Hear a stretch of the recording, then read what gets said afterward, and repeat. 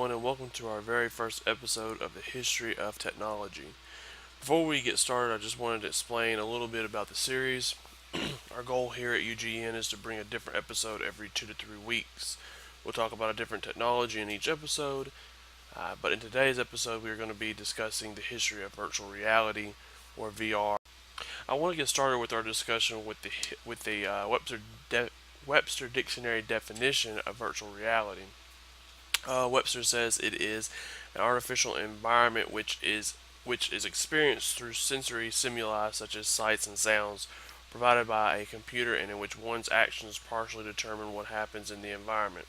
It's also the technology used to create or access a virtual reality. Now, this is a bit more of a modern definition, one that's primarily been used since we've actually had the technology to describe virtual reality.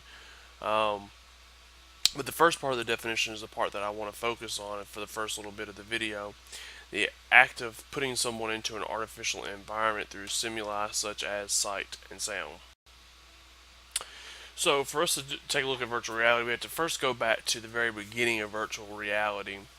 We'll have to travel back to the 19th century, actually, when panoramic pictures were first being used. So here you can see an example of a painting that's named The Battle of Borodino by Franz Robod. His intent here was to create a painting that made the viewer feel like they were actually there at this war.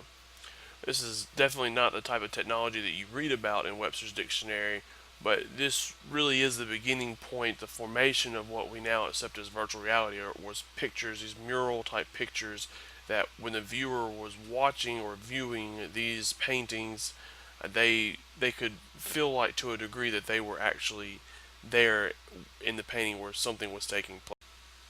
Alright, from here we go to 1838 when Charles Wheeston created the stereoscope, which is the item that you see depicted here. It allows the user to see two images side by side at the exact same time, like you can see here. If you think this looks a lot like the Viewmaster, which is the toy that we had growing up, the Viewmaster came directly from this. From here, we've got to go to 1929 when the LinkMaster was developed. The LinkMaster was the first flight simulator of sorts that could mimic turbulence in the air. And then we would go to the 1930s when Stanley Winbaum created a science fiction story entitled Pygmalion Spectacles, where the user wearing the spectacles could actually see an alternate world. They could also feel it, touch things that weren't really there. Um, Basically, like what you would more, or at least more closely akin to what we would think of as VR today.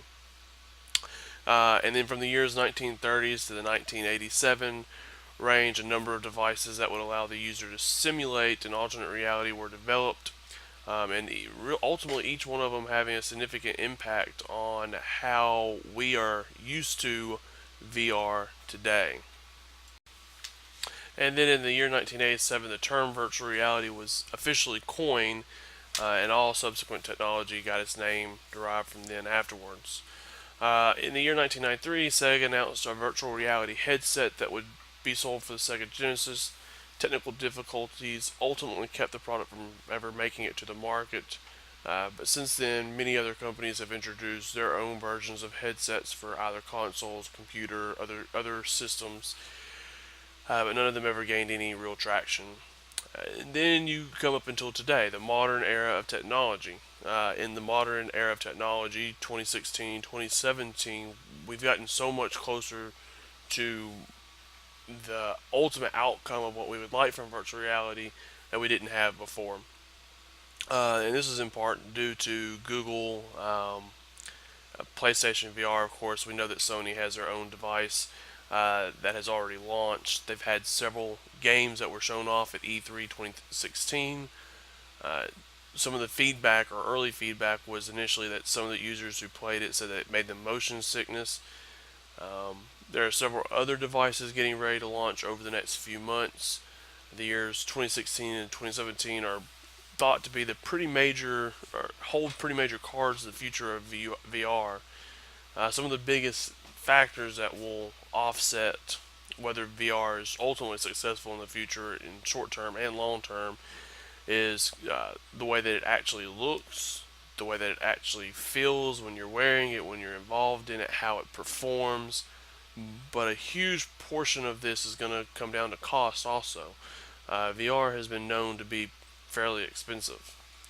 Now, virtual reality, like, from the beginning of this video, we learned that it's a concept that's not been around for. It's not a new concept, but it's a concept that's just now starting to get traction, become more mainstream.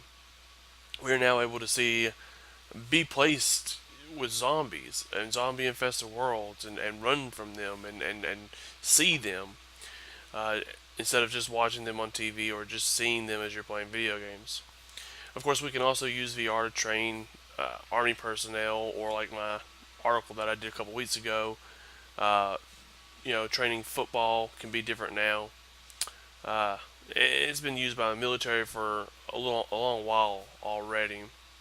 So, anyways, I hope you enjoyed this video. I hope you learned something.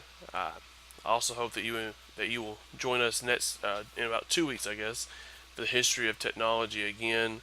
I think we're going to be doing and discussing the history of Linux.